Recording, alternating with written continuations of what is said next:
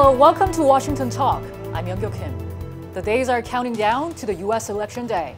The eyes of the world are watching who will become next U.S. president, as it could mark a turning point not only for the U.S., but also for the world. And the same could be said for the Korean Peninsula. Today we'll go through again how the two presidential candidates, President Donald Trump and former Vice President Joe Biden, perceive the issues surrounding the Korean Peninsula. Joining us is Mark Fitzpatrick, Associate Fellow and former Executive Director of International Institute for Strategic Studies Americas. Mr. Fitzpatrick was Acting Deputy Assistant Secretary for Non-Proliferation at the State Department. David Maxwell also joins us today. He's Senior Fellow at the Foundation for Defense of Democracies. Mr. Maxwell was a planner for the United Nations Command and the ROK U.S. Combined Forces Command. Welcome to the program. Happy to be here. Thank you. Now we have just a few days until the November 3rd election. So, Mr. Fitzpatrick, who do you think have an upper hand?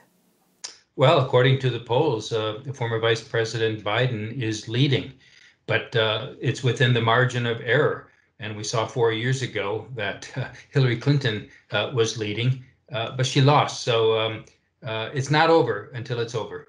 Mm-hmm. Mr. Maxwell, what about you? How did you watch the whole presidential race so far? Well, it's certainly been, a continuation of the American experiment, our democratic experiment. Clearly there's divisiveness in the country between, really the two extremes. But I think most of us in the middle are hoping for a positive outcome in the election, and that our great American experiment will continue. My real question, though, is, what does Kim Jong-un think, and what are his odds makers putting on which candidate will win? I think that's a really interesting thing to think about. President Trump and former Vice President Biden show a stark contrast in their views on North Korea and its leader Kim Jong-un. And of course, President Trump was very distinctive in his top-down approach towards North Korea. Mr. Maxwell, what were the gains and losses in this approach? President Trump and Kim Jong-un have been practicing what I like to call unconventional, experimental, top-down, and pen-pal diplomacy. Clearly, this is the way Kim Jong-un operates from the top down, and I think President Trump was very comfortable with that. The biggest takeaway, I think, has been what President Trump has touted, that his agreement with Kim Jong-un not to test ICBMs and not to test nuclear weapons. However, as we saw on October 10th, Kim Jong-un has continued to modernize his military across the spectrum of conventional arms. And we also saw 2 new missile systems that I do not believe we've ever seen tested. So despite the sanctions, despite the maximum pressure, Kim Jong-un has been able to modernize his military and his equipment at the expense of the Korean people living in the north. Mr. Fitzpatrick, what are your thoughts? Well, I think one has to recognize that tensions have been reduced under President Trump. 3 years ago, there was concern that the Korean Peninsula was near a state of war. I was very concerned that there might be a move that could erupt. That didn't happen. And the fact that President Trump was able to engage directly with North Korea's leader was positive in the abstract. Because we knew, who we were talking to. Previous negotiations at the working level, I always wondered whether what they were telling us was from the leader, or whether what we were telling them went to the leader. Well, this time we knew it did. The downside, of course, is that North Korea has not stopped at all its development of missiles and nuclear weapons, as Mr. Maxwell said, and it's displaying ever larger, more further-reaching weapons of destruction. So the issue is still very much with us. That we haven't seen really any progress over the last 4 years. It's gotten worse. Former Vice President Biden vows that he will take a different approach from President Trump's, although he was still open to an opportunity to meet North Korean leader Kim Jong-un. Mr. Fitzpatrick, isn't former Vice President Biden expected to put more emphasis on working-level diplomacy? Yes, I think Mr. Biden will return to the traditional way of diplomacy of the United States, of trying to work out agreements generally at the working level and only elevate it to a summit when an agreement is close. But as he said, he would be willing to meet with the leader when there's something to be gained for it. In addition to this issue of the format and the approach, I think one has to also look at the issue of the substance.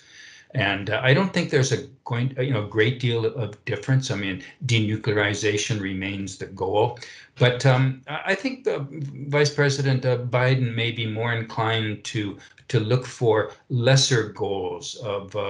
He may be more inclined to strike deals that don't reach denuclearization in one fell swoop, but try to make progress in that direction.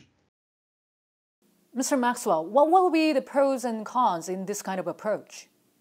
Well, I think, first of all, President Trump has lifted a taboo for American presidents, and I think all future presidents, now could have the flexibility to meet with Kim Jong-un.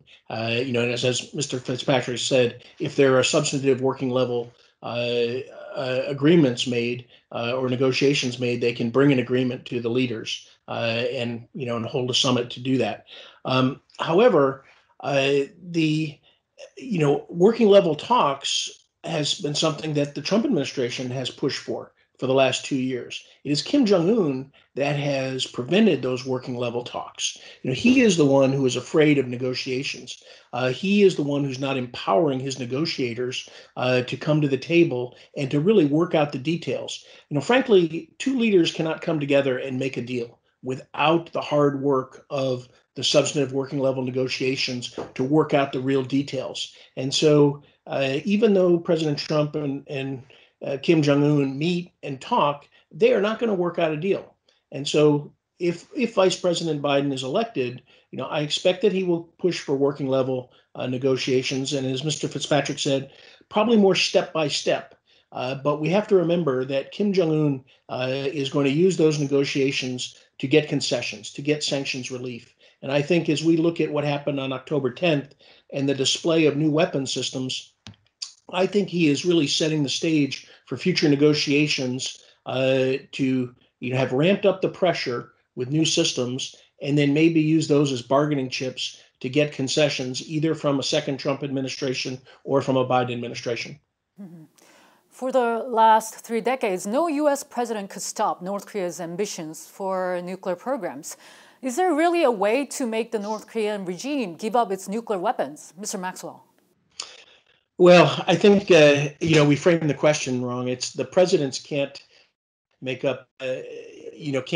Kim Jong-un give up his nuclear weapons, really short of force. It's really got to be Kim Jong-un's decision, like it should have been his father's. But they have, embraced nuclear weapons as a key part of its strategy, written into its constitution as a nuclear state. They believe it's key to survival as well as key to their blackmail diplomacy. And so I don't think that any president can really make Kim Jong-un give up his nuclear weapons, nor are there any concessions. Mr. Fitzpatrick, you, of course, have a first-hand experience and expertise in non-proliferation area at the State Department. How do you look back? I dealt with several countries who insisted on developing nuclear weapons, Israel, India, Pakistan, North Korea. And the key phrase was one uttered by a former Pakistani foreign minister who said famously, if India develops nuclear weapons, we will too. If we have to eat grass, we will develop nuclear weapons. In other words, you can impoverish us as much as you want, but we will not be deterred from developing nuclear weapons. We will eat grass. And I think that mentality is probably what we also see in North Korea. So I agree with Mr. Maxwell. If North Korea insists that nuclear weapons are the key to its survival of its regime, then the only solution is a change of regime. I don't advocate external forces to change the regime in North Korea. I think it has to come indigenously from the North Korean people. But I think that is, in the long term, the only solution to all of the problems that North Korea poses.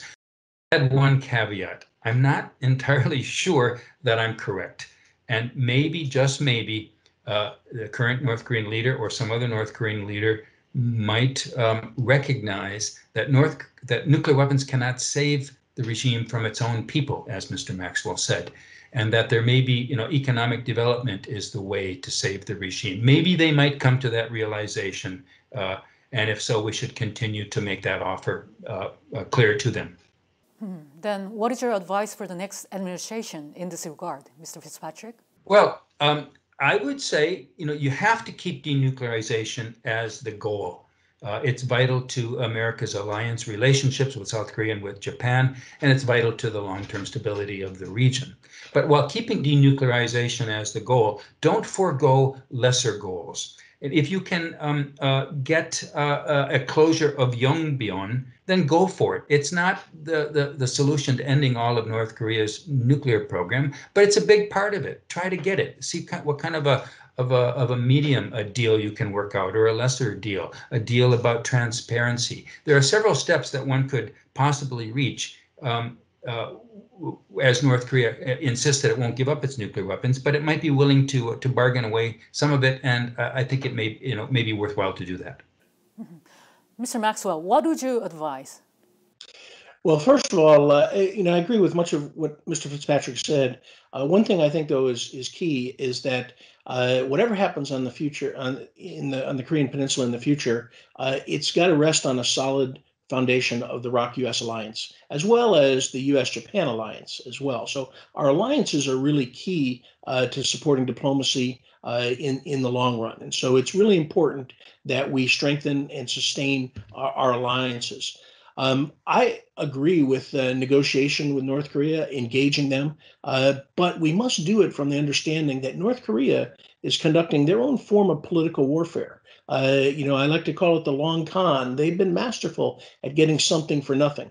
And so when we make agreements, we really need to understand how North Korea is trying to exploit that. And of course, their first and foremost primary concern is getting sanctions relief.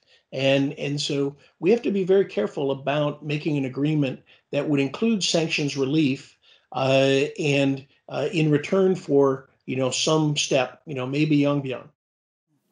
When dealing with North Korea, human rights issues are often put on the back burner. The Trump administration has become rather cautious about raising the issue with North Korea after President Trump started directly engaging with North Korean leader Kim Jong-un. Did this approach help making any progress in denuclearizing North Korea, Mr. Maxwell? No, I don't think so. And I think it's a mistake to not use a human rights upfront approach. I think President Reagan did that with the Soviet Union, and we should not be afraid to address human rights. Human rights is a moral imperative, but it's also a national security issue because Kim Jong-un denies the human rights of the Korean people in the North to ensure his survival. And whenever we address nuclear weapons, it reinforces the legitimacy of the regime. But when we address human rights, it undermines the legitimacy of the regime. And in fact, Kim Jong-un is very afraid when we bring up human rights and when the international community brings up human rights. And most recently, there was a report that South Korea may not co-sponsor this year's UN resolution condemning North Korea's human rights violation. If South Korea doesn't co-sponsor this year, it'll be 2 years in a row that South Korea refrains from being involved with the UN resolution. Mr. Fitzpatrick, have we achieved anything from this kind of approach? Oh, I think clearly we haven't. North Korea's human rights record remains abysmal. I haven't seen any improvement in their treatment of their own people. And nor have we seen that North Korea has made any progress toward denuclearization or toward lessening its military posture. So these gestures made by South Korea, it's understandable, but they haven't achieved anything. So I agree with Mr. Maxwell, and I like the example he raised of President Reagan. Throughout the Cold War, the United States negotiated arms control agreements with the Soviet Union. They were just focused on the nuclear and the missile issues. They didn't bring human rights into the negotiation, but on a separate track, President Reagan was very firm about denouncing Soviet human rights violations. And I think that's the way to go with North Korea. You try to negotiate on the nuclear front. Meanwhile, you don't let up on pointing out the flaws in the system and the human rights violations. And what I'm going to ask you now should not be neglected, but rather given utmost priority, the U.S. relationship with its ally, South Korea. How are the two presidential candidates different in their views towards allies? Mr. Fitzpatrick first. You know, on this one, they're night and day different. Former Vice President Joe Biden just had an interview with Yonhap. I read it this morning, and he said he's not going to use the U.S. troop deployments in South Korea as leverage to try to pressure South Korea into paying more. In effect, he's going to treat South Korea like the ally, respectable ally that it is, and treat them with respect. The traditional way that all U.S. administrations, Republican and Democrat, have treated allies over the years. The current president is different. You know, he has a transactional approach to everything, including the security commitments of the United States. And this transactional approach, combined with his unilateralist mentality, creates real potential for strain in the alliance. And Mr. Maxwell, the U.S. and South Korea always ensure that the two countries stay in lockstep. Will this be maintained no matter who becomes the next president? Yes, I think it's in the interest of both countries to maintain a strong alliance. As Mr. Fitzpatrick said, though, President Trump has a very transactional view of alliances. I think that Mr. Biden will get back to a more, alliance based on shared interests, shared values, and shared strategy. And it's really the shared values that I think is really key because, although we focus on the nuclear problem in North Korea, really on the peninsula, it's an ideological war. It's a choice for the 85 million, Korean people on the entire peninsula. What values do they want to live by? The shared ROC-US values of freedom and individual liberty and liberal democracy, free market economy, rule of law, and human rights? Or is it the values of Kim Il-sung and Kim Jong-il and Kim Jong-un, Kim Il-sungism, Juche, Songbun, the social classification system, Songun, military first policy, and the denial of human rights to keep Kim Jong-un in power. And so that's really the choice for all the Korean people. And that should be underlying, the way forward, because choosing those values means that eventually there's going to be a unified Korea, and it should be a united Republic of Korea, which is the only way we're going to see an end to the nuclear program and the crimes against humanity being committed in North Korea every day. The clock is ticking down and the U.S. presidential election day is looming. President Trump and former Vice President Biden offer two very different visions of how the U.S. will interact with other countries.